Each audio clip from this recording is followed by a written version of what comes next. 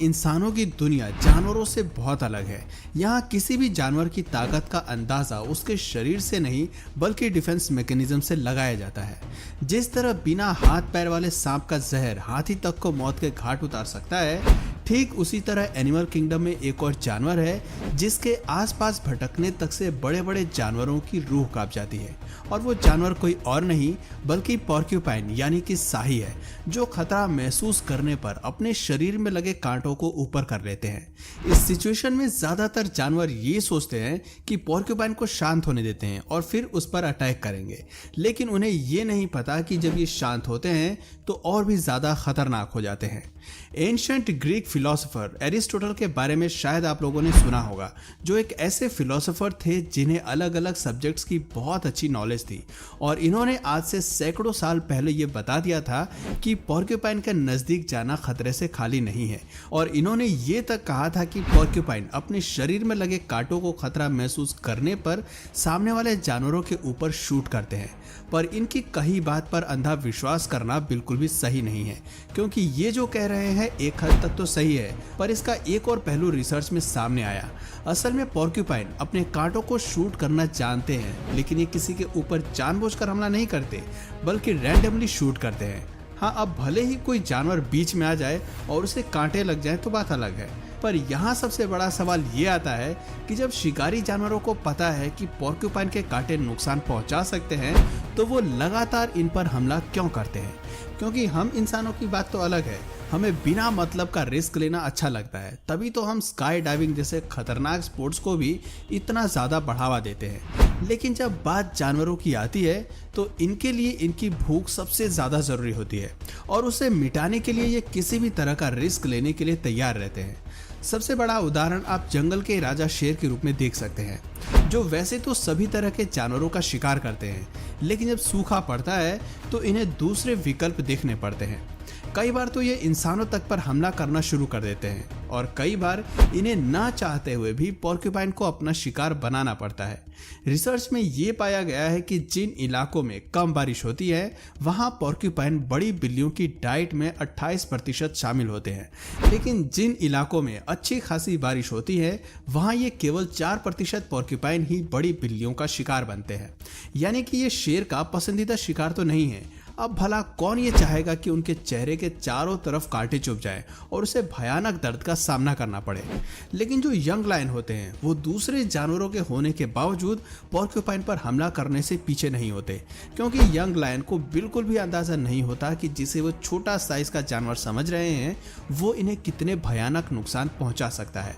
कई बार शेर पोर्क्यूपाइन के कांटों से घायल हो जाते हैं, तो कई बार कांटे शरीर के नाजुक हिस्से में लगने की वजह से शेर की मौत भी हो जाती है। अगर आप पोर्क्यूपाइन को ध्यान से देखेंगे तो ये इतने ज्यादा खतरनाक नहीं लगते हैं, सिर्फ इनके कांटे ही हैं जो जानवरों को डरा कर रखते हैं। जिसके पीछे एक बड़ा कारण ये भी है कि इनके कांटे काफी अजीब शेप के होते हैं, जो शरीर के अंदर जाने के बाद जल्दी निकलते नहीं हैं और हर दिन 1 इंच और अंदर ज्यादा गहराई तक जाते रहते हैं। यानी कि अगर जल्दी से इन कांटों को जानवरों के शरीर से नहीं निकाला गया तो इन्हें निकालना नामुमकिन सा हो जाता है। वैसे तो इनके कांटों में कोई जहर नहीं होता, लेकिन पोर्क्यूपाइन को कई सारी बीमारियां होती हैं जो इन कांटों के जरिए दूसरे जानवरों में भी चली जाती हैं। दोस्तों, अब ये सारी बातें सुनने के बाद कई लोगों के दिमाग में ये भी चल रहा होगा कि अगर इनके कांटे इतने ज्यादा खतरनाक हैं तो ये खुद पोर्क्यूपाइन को क्यों नुकसान नहीं पहुंचाते, क्योंकि ये जानवर भी दिन भर में तरह तरह की एक्टिविटीज तो करते ही रहते हैं,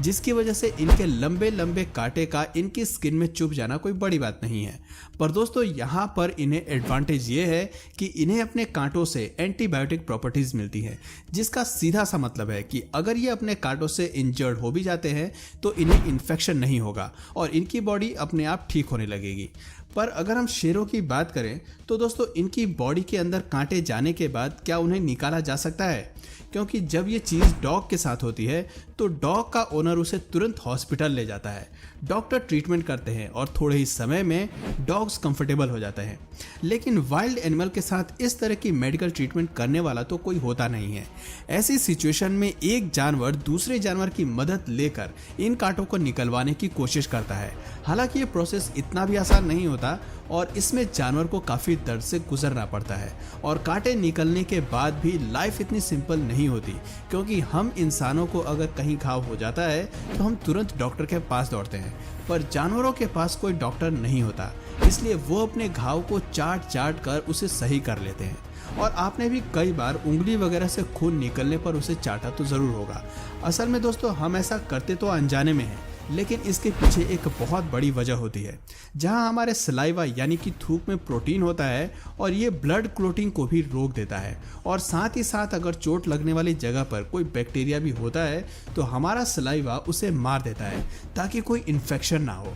खैर, अभी तो ये चीज़ें इतनी ज़्यादा चलन में नहीं है, लेकिन एक वक्त हुआ करता था जब लोग किसी भी चोट वगैरह के लगने पर खुद तो उस जगह को नहीं चाटते थे, लेकिन डॉग से घाव वाली जगह पर चाटने के लिए कहते थे, क्योंकि शुरुआत से ही सबको पता है कि डॉग्स बड़ी आसानी से अपने घाव को चाट कर ही ठीक कर सकते हैं। और तब इंसानों ने ये सोचा कि अगर ये अपनी चोट को चाटने से ठीक कर सकते हैं तो हमारी क्यों नहीं, इसलिए उन्होंने ऐसा करना शुरू किया। पर आप ऐसा करने की गलती बिल्कुल मत करिएगा, क्योंकि अगर आप चोट लगी हुई जगह पर अपने डॉग से चाटने के लिए कहेंगे तो आपकी चोट ठीक हो या ना हो, लेकिन इस बात की ज़्यादा संभावनाएं हैं कि डॉग के अंदर मौजूद इन्फेक्शन आपकी चोट के जरिए आपके शरीर में पहुंच सकता है और फिर लेने के देने पड़ जाएंगे। यानी कि अब अगर सारी चीज़ों का सार निकाला जाए तो एक चीज़ है कि पोर्क्यूपाइन से पंगा लेना अपने ही पैरों पर कुल्हाड़ी मारने के बराबर है, क्योंकि आप हाथी जैसे खतरनाक जानवरों में भी कुछ ऐसे हाथी मिल जाएंगे जो कभी किसी पर वार नहीं करते हैं,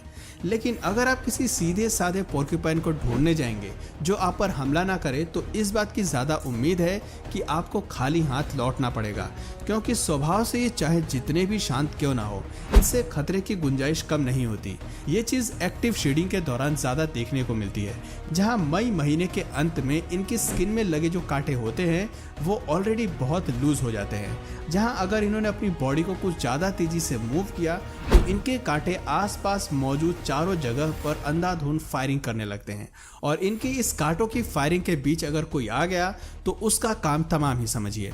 असल में दोस्तों रिसर्च में पाया गया है कि पोर्क्यूपाइन की बॉडी में 30,000 के करीब कांटे होते हैं, जो इन सभी से छुटकारा पाना पोर्क्यूपाइन के लिए बहुत ज़्यादा मुश्किल हो जाता है, क्योंकि जैसे ही एक कांटा उसके शरीर से निकलता है नए उगने शुरू हो जाते हैं। ठीक उसी तरह जिस तरह हमारे बाल हम कितना भी क्यों न काट लें, नए बाल उगते ही हैं। और अगर हम अपने बालों को माइक्रोस्कोप से देखेंगे तो हमें नज़ारा कुछ इस तरह से दिखाई देता है, जहां हमारे बालों के ऊपर कई सारी परतें होती हैं। पर अगर हम पोर्क्यूपाइन के कांटों को माइक्रोस्कोप से देखेंगे तो इनके इन बड़े बड़े कांटों में से आपको छोटे छोटे कांटे की तरह स्ट्रक्चर दिखाई देंगे, जहां पहली बात तो इन्हें छूते ही ये स्किन में चुभ जाते हैं, और जब पोर्क्यूपाइन के कांटे शरीर में चुभते हैं तो इन्हें बाहर निकालना बहुत मुश्किल हो जाता है। यकीन नहीं आता तो आप खुद ही देख लीजिए कि कैसे इनके कांटों को निकालना बिल्कुल भी आसान नहीं है, बल्कि इसमें अच्छा खासा दर्द होता है। यही वजह है कि जब पोर्क्यूपाइन के कांटे डॉग्स के शरीर में चुभते हैं तो उन्हें निकालने के लिए डॉक्टर की ज़रूरत पड़ती है।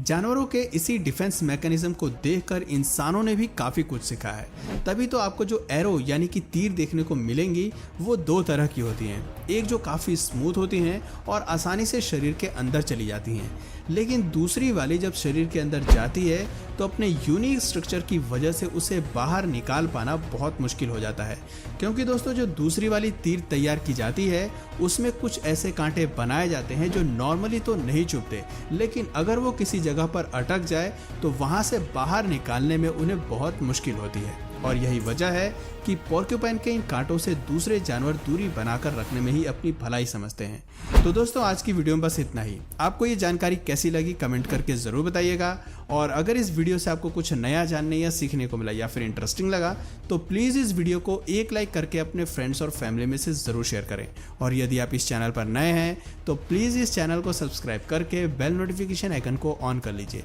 ताकि हमारे आने वाले वीडियोज़ आप मिस ना करें। मिलते हैं फिर किसी वीडियो में नए टॉपिक के साथ, तब तक के लिए नमस्कार।